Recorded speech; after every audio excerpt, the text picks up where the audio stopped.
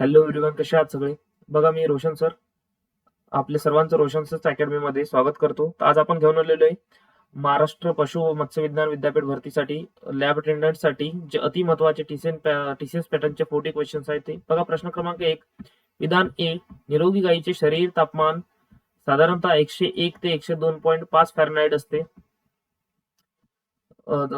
शरीराचे तापमान वाढणे हे अनेक संसर्गजन्य रोगांचे लक्षण असू शकते. तर बघा, निरोगी गायीचे शरीराचे तापमान 101 ते 102.5 फॅरनहाइट दरम्यान असते, हे बरोबर आहे. त्यानंतर जनरली जर बघितलं, शरीराचे तापमान वाढणे संसर्गजन्य रोगांचे लक्षण असू शकते, बरोबर आहे. तर याचं उत्तर काय आहे? पर्याय क्रमांक 2 ए व बी दोन्ही बरोबर, कारण की बी हे काय आहे, ए चं बरोबर स्पष्टीकरण आहे. कारण की जनरली जर बघितलं तर आपल्याला बघा, सर्दी खोकला जर आला तर थोडं शरीराचं तापमान वाढते, म्हणजेच आपल्याला ताप जाणवतो. कशामुळे? हे आपल्या शरीराचं तापमान वाढते. त्यानंतर बघा, सेकंड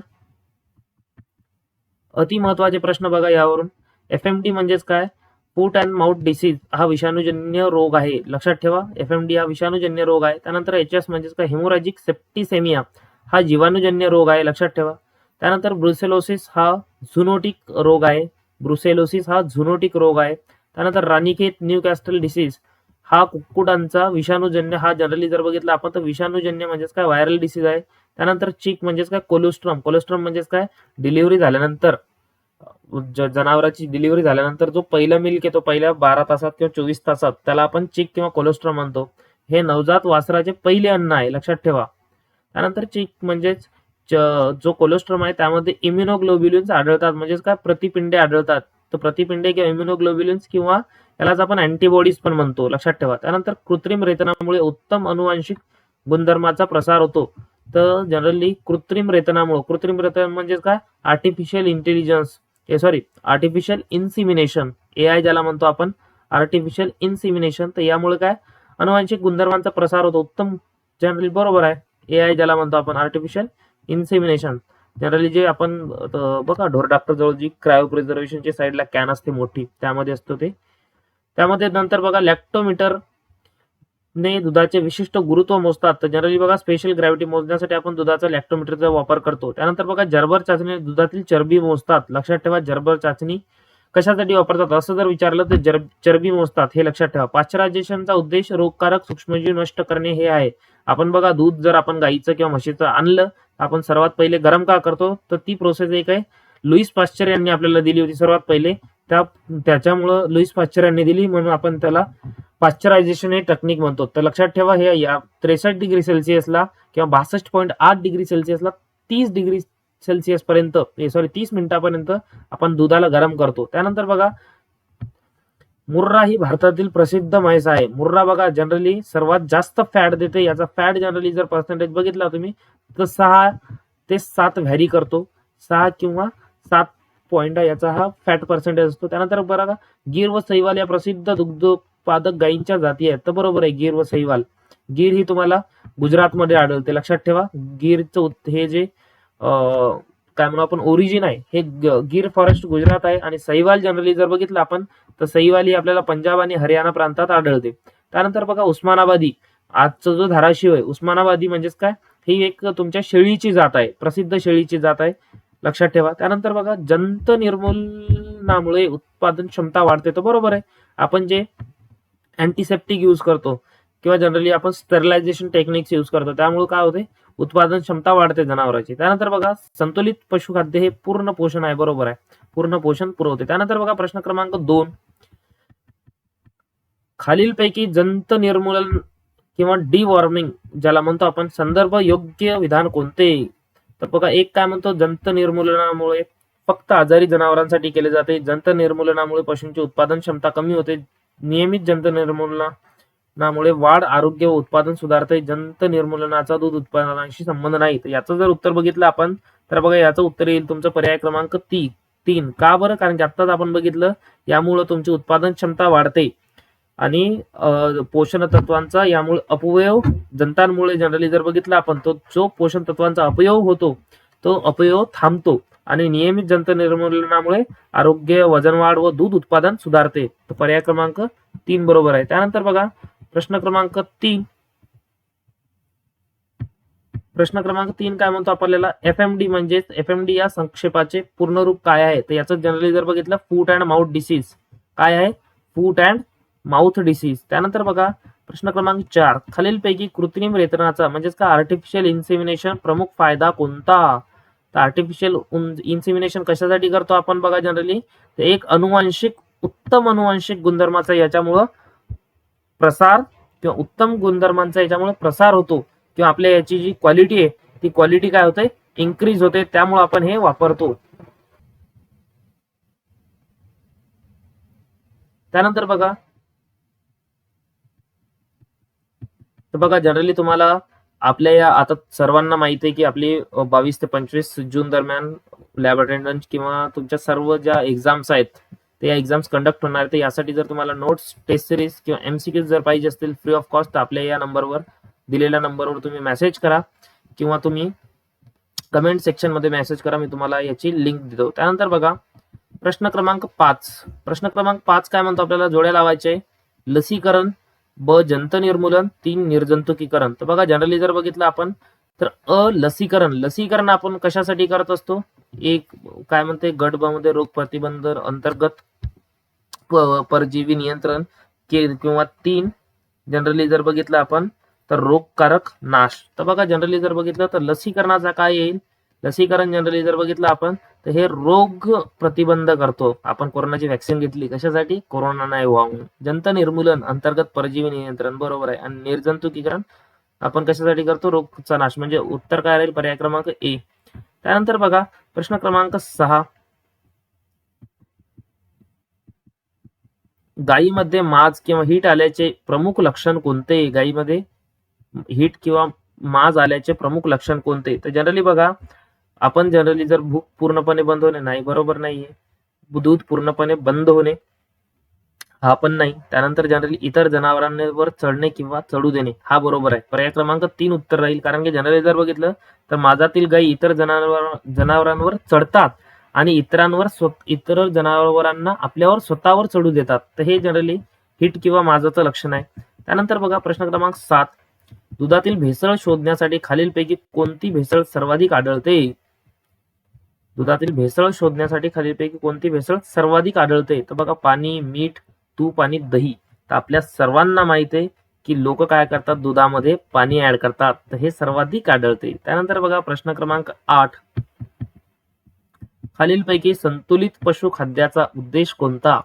तर संतुलित पशुखाद्य म्हणजेच काय, जनरली जर बघितलं आपण तर आपण जे डाएट म्हणतो, ज्याला डाएट फॉलो करत आहे मी वजन मेंटेन करण्यासाठी, तर जनरली बघा संतुलित पशुखाद्याचा उद्देश काय आहे, आपण कशासाठी करतो, फक्त ऊर्जा पुरवणे नाही, फक्त प्रथिने पुरवणे नाही, पशूंच्या सर्व पोषण गरजा पूर्ण करणे, फक्त दूध वाढवणे. तर याचा राहील प्रश्न क्रमांक 3. कारण की जनरली जर बघितलं आपण तर संतुलित पशुखाद्यात आपण काय करतो, ऊर्जा भेटते त्याच्यापासून, प्रथिने असतात, त्यामध्ये खनिजे असतात, जे जीवनसत्वे आणि पाणी या सर्वांचा समावेश आपल्या या संतुलित पशुखाद्यामध्ये असतो. त्यानंतर बघा प्रश्न क्रमांक 9.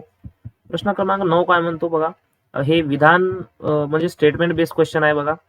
Assertion reason like. बघा विधान ए काय म्हणतो, कोलेस्ट्रॉम चीक हे नवजात वासरासाठी अत्यंत महत्वाचे, बरोबर आहे. कोलेस्ट्रॉम मध्ये प्रतिपिंड अँटीबॉडीज मोठ्या प्रमाणात आढळतात, अँटीबॉडीज किंवा इम्युनोग्लोब्युलिन्स. तर बघा ए बरोबर आहे. आणि ए च ब हा काय आहे, ए च बरोबर स्पष्टीकरण आहे. म्हणजेच काय, याचं उत्तर राहील तुमचं 2, पर्याय क्रमांक 2. त्यानंतर बघा जनरली जर बघितलं आपण सॉरी इथं स्पष्टीकरण हे दिलेलं आहे बघा, लक्षात ठेवा. तर स्पष्टीकरण आहे ना, तर मग याचं उत्तर काय राहील, पर्याय क्रमांक तुमचा 1. काय राहील, पर्याय क्रमांक 1 हा याचं उत्तर राहील. त्यानंतर बघा प्रश्न क्रमांक 10, कुक्कुट पालनामध्ये राणीखेत डिसीज हा रोग कशामुळे होतो? तर राणीखेत डिसीज हा कशामुळे होतो, आत्ताच बघितलं आपण, हा तुमच्या विषाणूमुळे होतो. कशामुळे होतो, विषाणूमुळे. आणि या राणीखेत डिसीजला इंग्लिश मध्ये काय म्हणतात, जनरली जर बघितलं आपण तर न्यू कॅस्टल डिसीज म्हणतात. काय म्हणतात, न्यू कॅस्टल डिसीज.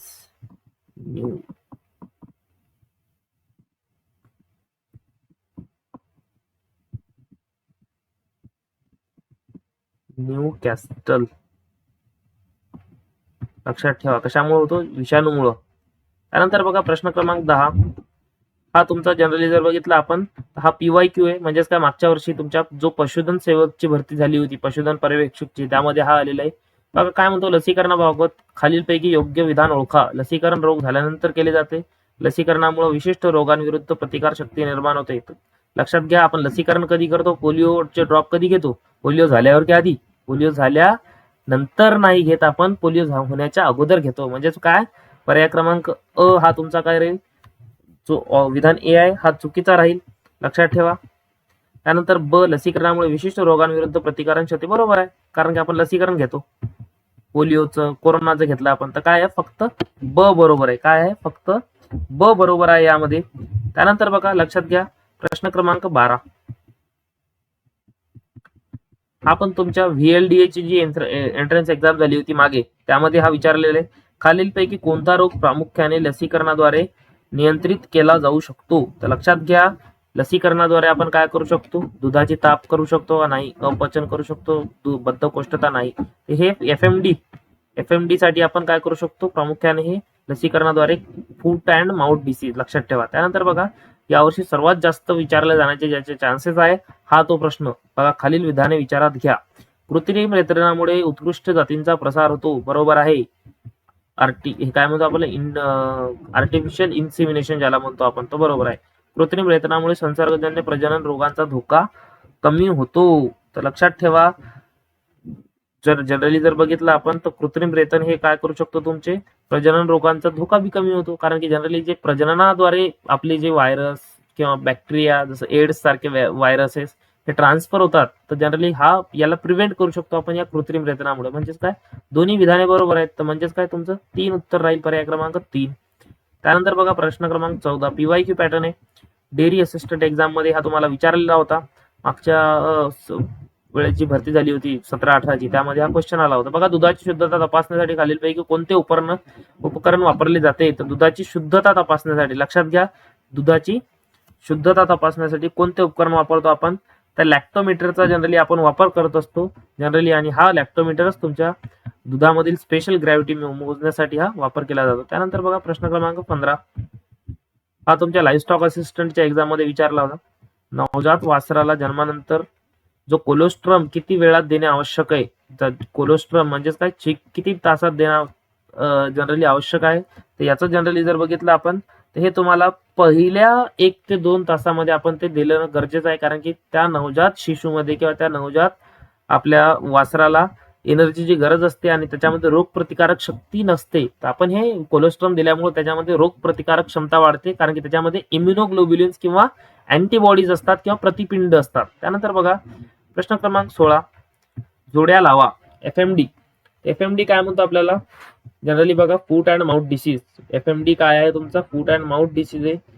त्यानंतर बघा राणीखेत 3 ब्रुसोलिस. तर जनरली बघा, आपण आत्ताच बघितलं, जो तुमचा FMD आहे, तर हा FMD कसा आहे तुमचा, विषाणूजन्य आहे. कसा आहे, विषाणूजन्य. म्हणजेच काय, अ चा 2 किती मध्ये. त्यानंतर बघा राणीखेत डिसीज जनरली जर बघितला आपण, हा तुमच्या याच्यामध्ये होतो, कुक्कुट म्हणजेच काय, कोंबड्यांमध्ये होतो. त्यानंतर बघा ब्रुसोलिस हा तुमचा जीवाणूजन्य आहे. म्हणजे उत्तर काय येईल याचं, पर्याय क्रमांक उत्तर राहील. त्यानंतर बघा मॉक टेस्ट. तर जनरली बघा मित्रांनो, तुम्हाला हा सेशन झाल्यानंतर जर आपली काय म्हणतो तयारी चेक करायची असेल, तर एक फ्री ऑफ कॉस्ट तुमच्यासाठी 40 क्वेश्चन्सची एक मॉक टेस्ट मी अवेलेबल केलेली आहे. आपल्या या व्हिडिओच्या डिस्क्रिप्शन मध्ये त्याची लिंक दिलेली राहील. तुम्ही ते मॉक टेस्ट सोडवा आणि तुम्हाला किती मार्क्स आले ते मला कमेंट सेक्शन मध्ये सांगा. त्यानंतर बघा प्रश्न क्रमांक 17 हा तुम्हाला ॲनिमल हजबंडरी असिस्टंटची जी एक्झाम होती त्यामध्ये विचारलेला प्रश्न आहे. पशुखाद्यातील प्रथिनांचा मुख्य उपयोग कोणता. पशुखाद्यातील प्रथिने म्हणजे काय, तुमचे मुख्य उपयोग काय आहे त्या प्रथिनांचा. तर जनरली लक्षात घ्या, हे जे प्रथिने आहेत, तर या प्रथिनांची जनरली आपल्याला शरीराची वाढ व ऊतींची दुरुस्ती, ऊती म्हणजेच काय, तुमच्या टिश्यूची दुरुस्तीसाठी हा उपयोग होतो. म्हणजेच काय, प्रश्न क्रमांक 1 याचं, प्रश्न क्रमांक 17चं 1 उत्तर राहील. त्यानंतर बघा प्रश्न क्रमांक 18 एक्सपेक्टेड हा तुमचा खूप एक्सपेक्टेड क्वेश्चन पैकी एक आहे. कारण की आपण PYQ अनालिसिस केले, जे तुमच्या बघा एक जे आपल्या ऍग्रिकल्चर युनिव्हर्सिटीज होतात त्यांचे पण, जसं जनरली जर बघितलं तर लास्ट इयर एक एक्झाम झाली होती, तुम्हाला जर माहित असेल तर, फार्म असिस्टंट साठी वगैरे. तर त्यावेळेस त्यामध्ये जे टॉपिक विचारले आणि मागचे जे पेपर आहेत त्याच्या बेसिसवर आपण हा क्वेश्चन तुमच्यासाठी काढलेला आहे. तर बघा, खालीलपैकी कोणती गाय भारतातील प्रसिद्ध दूध उत्पादक जात आहे? कशाची? गायीची. कशाची? गायीची. तर गाय कोणती तुमची? गीर. कोणती? गीर. लांबकानी ज्याला म्हणतो आपण, गीर राहील. त्यानंतर बघा, गीर तुमची गायीमध्ये. म्हशीमध्ये राहते तुमची मुर्रा, आणि तुमच्या शेळ्यामध्ये राहते उस्मानाबादी, म्हणजेच काय, धाराशिव, उस्मानाबादी शेळी. त्यानंतर बघा प्रश्न क्रमांक 19, हा तुमचा पीवायक्यू पॅटर्न आहे. डेअरी टेक्नॉलॉजीचे जे आपल्या डेअरी कॉलेजेसचे जे एक्झाम्स होतात त्यामध्ये हा विचारलेला आहे. दुधाचे पाश्चरायझेशन का केले जाते? तर दुधाचे पाश्चरायझेशन का करतो आपण? कारण की त्याच्यामधले जनरली जे व्हायरस आहे, बॅक्टेरिया, त्यांना किल करण्यासाठी, म्हणजेच काय, रोगकारक जीवाणू नष्ट करण्यासाठी. पर्याय क्रमांक 3. आणि अजून एक लक्षात ठेवा, पाश्चरायझेशन टेक्निक ही तुम्हाला दिली होती लुईस पाश्चर यांनी, LOUIS, लुईस पाश्चर यांनी ही सर्वात पहिले आपल्याला टेक्निक दिली होती. त्यामुळे आपण याला काय म्हणतो? पाश्चरायझेशन. लुईस पाश्चर यांनी दिली होती. आणि लुईस पाश्चर विचारलं तुम्हाला किती डिग्री सेल्सिअस? 63 डिग्री सेल्सिअसला आणि 30 मिनिट्ससाठी. लक्षात ठेवा, 63 डिग्री सेल्सिअस फॉर 30 मिनिट्स. त्यानंतर लक्षात ठेवा प्रश्न क्रमांक 20, हा तुमच्या मार्क्ससाठी खूप इम्पॉर्टंट आहे. खालीलपैकी संतुलित पशुखाद्यामध्ये कोणत्या घटकांचा समावेश असतो? तर लक्षात घ्या, कोणकोणत्या घटकांचा समावेश असतो? अ प्रथिने, बी खनिजे, क जीवनसत्वे, डी ऊर्जा. तर लक्षात घ्या, तुमच्या संतुलित जो काय म्हणू आपण त्याला पशुखाद्य, त्या पशुखाद्यामध्ये आपल्याला हे राहणं गरजेचं आहे. तर लक्षात घ्या, यामध्ये तुमचं प्रथिने असणं गरजेचं आहे, कारण की प्रोटीन. त्यानंतर खनिजे बी असणं गरजेचं आहे. जीवनसत्वे बी असणं गरजेचं आहे, कारण की जीवनसत्वे जर नसली तर केस पांढरे होतील, आहे की नाही, दाता लवकर पडतील, रातांधळेपणा येईल. ऊर्जा, कारण काम नाही करू शकत. म्हणजे त्याचं 4 उत्तर राहील, अ ब क ड सर्व. त्यानंतर बघा, आतापर्यंत जे आपण जितके पीवायक्यू पेपर्स बघितले त्या सोर्सेसच्या आधारावर आतापर्यंत तुम्हाला मोस्ट इम्पॉर्टंट टॉपिक कोणत्या विषयावर, कोणत्या पेपरमध्ये कोणते टॉपिक्स विचारले गेले हे दिलेले आहे. बघा, पशुधन पर्यवेक्षक या पेपरमध्ये तुम्हाला लसीकरण आणि पशुखाद्यावर प्रश्न विचारलेले. VLDA ची जी एंट्रन्स एक्झाम होती तुमची, त्यामध्ये कृत्रिम रेतन म्हणजेच काय, आर्टिफिशियल इन्सिमिनेशन, AI आणि रोगांवर प्रश्न विचारलेला आहे. त्यानंतर बघा, डेअरी असिस्टंट याचा जो पेपर होतो किंवा फार्म असिस्टंटचा एक पेपर होतो, त्यामध्ये बघा दुधाची गुणवत्ता आणि नियंत्रण याच्यावर प्रश्न विचारलेले आहे. त्यानंतर लाईव्ह स्टॉक असिस्टंट म्हणजेच का पशु, यामध्ये पशुपोषणवर विचारलेलं आहे. आणि ॲनिमल हजबंडरी असिस्टंट या किंवा फार्म असिस्टंट याच्यामध्ये गायींच्या, म्हशींच्या जाती, त्यांचे रोग आणि व्यवस्थापन, जास्तीत जास्त तुम्हाला राणीखेत डिसीजवर प्रश्न विचारला जाऊ शकतो. लक्षात ठेवा, कशाचा आहे? कुक्कुटपालनमध्ये. आणि कशामुळे होतो? तो विषाणूमुळे होतो. त्यानंतर बघा, आपण बघू प्रश्न क्रमांक 21, हा तुमचा पीवायक्यू पशुधन पर्यवेक्षकची जी भरती झाली होती 2022-23 ची, त्यामध्ये हा प्रश्न विचारलेला आहे. तर लक्षात ठेवा, काय म्हणतो, खालील विधान विचारात घ्या. अ ब्रुसेलिस हा जीवाणूजन्य रोग आहे. ब हा रोग जनावरांकडून माणसांमध्येही संक्रमित होऊ शकतो. तर लक्षात घ्या, तर हा जनावरांमध्येही जनावरांकडून माणसामध्ये संक्रमित होऊ शकतो. तर बरोबर आहे, कारण की हा झुनोटिक आहे. आपण प्रश्न क्रमांक 1च्या नंतर काही बघितले होते, म्हणजेच काय, अ व ब दोन्ही बरोबर आहेत, कारण ब्रुसेलिस हा जीवाणूजन्य आहे आणि माणसांमध्ये पण ट्रान्सफर होऊ शकतो. त्यानंतर बघा प्रश्न क्रमांक 22, प्रश्न क्रमांक 22 काय म्हणतो आपल्याला, मुर्रा ही कोणत्या प्राण्याची प्रसिद्ध जात आहे? कोणत्या प्राण्याचे? म्हैस मुर्रा. शेळीची काय आहे? उस्मानाबादी. आणि गाय गीर. लक्षात ठेवा. त्यानंतर बघा प्रश्न क्रमांक 23, पीवायक्यू पॅटर्न आहे डेअरी असिस्टंटचा. दुधातील चरबी मोजण्यासाठी खालीलपैकी कोणती चाचणी केल्या जाते? तर कोणती चाचणी केल्या जाते दुधातील चरबी मोजण्यासाठी? तर लक्षात घ्या, जर्बर मेथड ही दुधातील चरबी मोजण्यासाठी केली जाते, दुधातील जर्बर चाचणी. त्यानंतर एलायझा चाचणी आपण कशासाठी करतो? तर व्हायरस मोजण्यासाठी. कोणती? व्हायरस. लक्षात ठेवा, जे व्हायरस काउंट किंवा व्हायरल आहे की नाही, कोणाला इन्फेक्ट झालेला आहे का, त्यासाठी एलायझा. ते एन्झाईम लिंक्ड इम्युनो ॲब्झॉर्बंट ॲसे असं त्याचा लॉंग फॉर्म आहे. तर जर्बर तुमच्या चरबीसाठी. लक्षात ठेवा. त्यानंतर बघा प्रश्न क्रमांक 24, ॲसर्शन रिझन टाईप आहे. पशुखाद्यात खनिज मिश्रण देणे आवश्यक असते.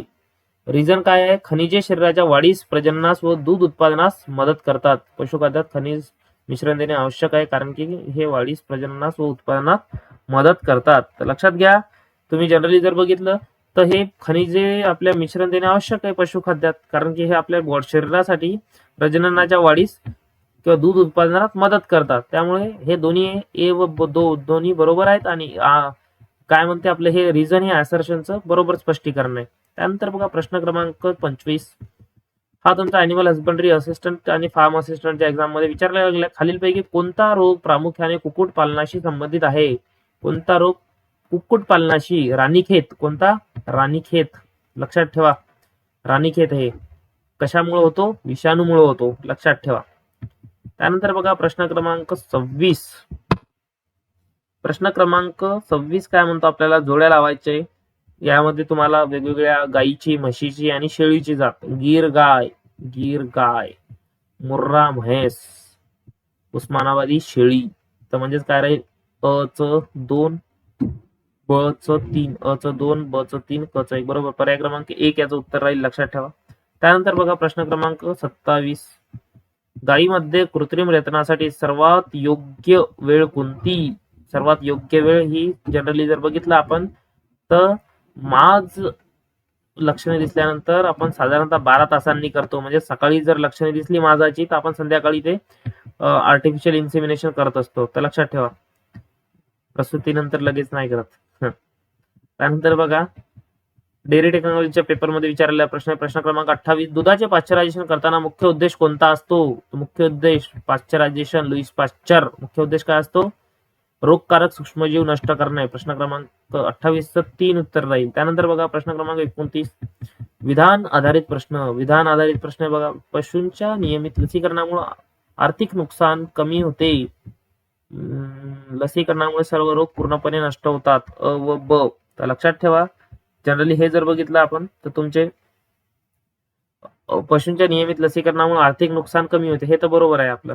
लसीकरणामुळे पूर्णपणे रोग होतात का? डेटॉलची ऍडव्हर्टाईज बघितली का आपण? 99.9. मग तो 0.1 कुठे गेला? तर पूर्णपणे नाही करू शकत. म्हणजेच काय? अ बरोबर, ब चूक. पर्याय क्रमांक 2. त्यानंतर बघा प्रश्न क्रमांक 30. हा तुमचा खूप मोस्ट एक्सपेक्टेड क्वेश्चन आहे. हा अतिसंभाव्य ज्याला प्रश्न म्हणतो आपण, कारण की जो डेटा मी मागं टेबुलर फॉर्म मध्ये दाखवला तुम्हाला मागच्या स्लाइड्स मध्ये. तर जनरली बघा, खालीलपैकी कोणता घटक संतुलित पशुखाद्यात ऊर्जेचा प्रमुख स्रोत मानला जातो? संतुलित पशुखाद्यात ऊर्जेचा प्रमुख स्रोत विचारलेला आपल्याला. तर बघा जनरली खनिज मिश्रण, जीवनसत्वे, धान्य, मक्का, ज्वारी आणि मीठ. तर बघा जनरली जर बघितलं आपण तर धान्य, मक्का, ज्वारी, कारण की मक्का, ज्वारी, बाजरी यांसारखे धान्य पशूंना ऊर्जा पुरवत असतात, कारण की त्यांच्यामध्ये तुम्ही जर बघितलं तर हे फायब्रिक क्रॉप्स आहेत तुमचे, आहे की नाही. त्यानंतर बघा, आणि याच्यामध्ये सर्वात जास्त प्रमाणात तुम्हाला तो प्रथिने आढळतात.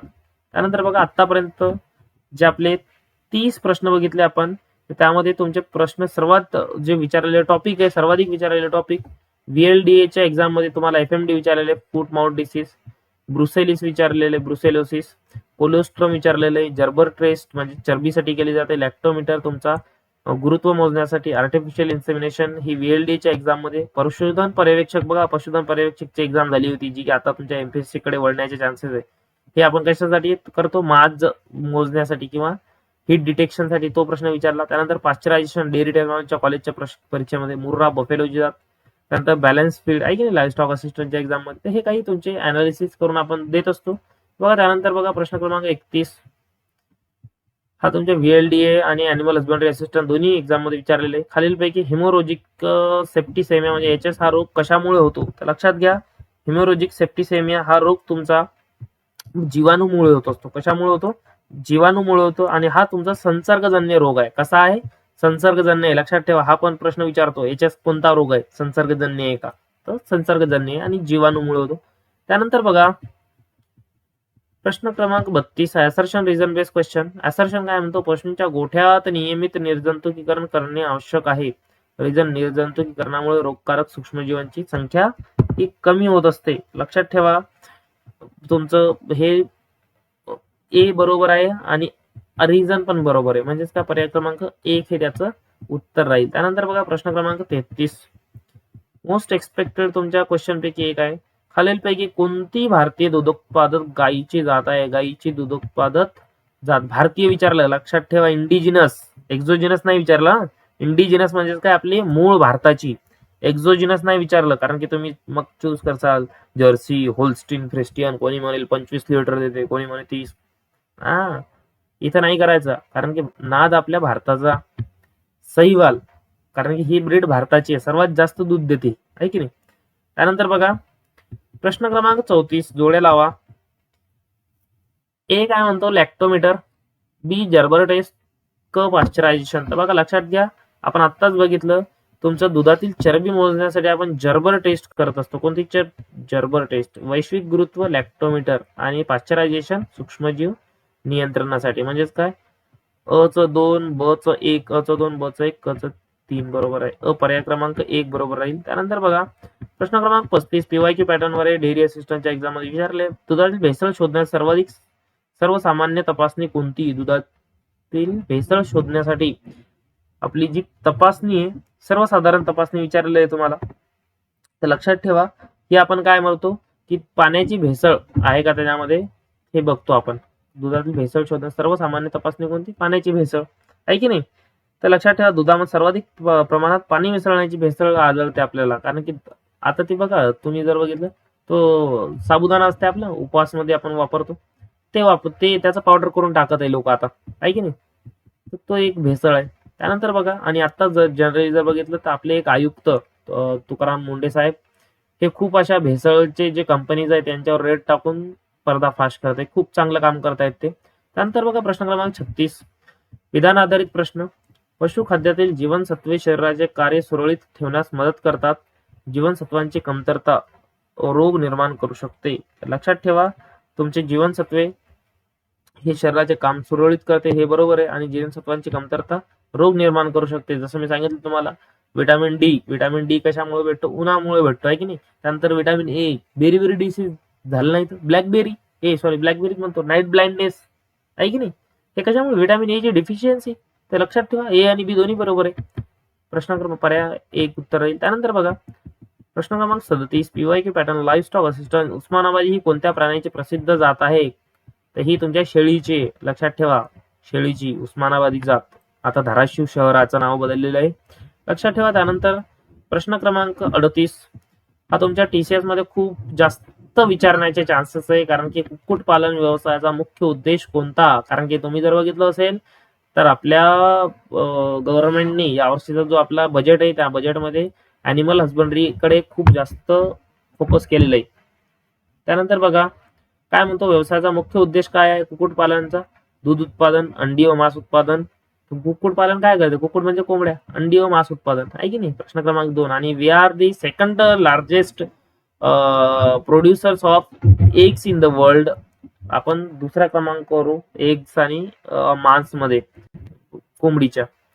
त्यानंतर बघा प्रश्न क्रमांक 39, काय म्हणतो, असर्शन रिझन बेस्ड.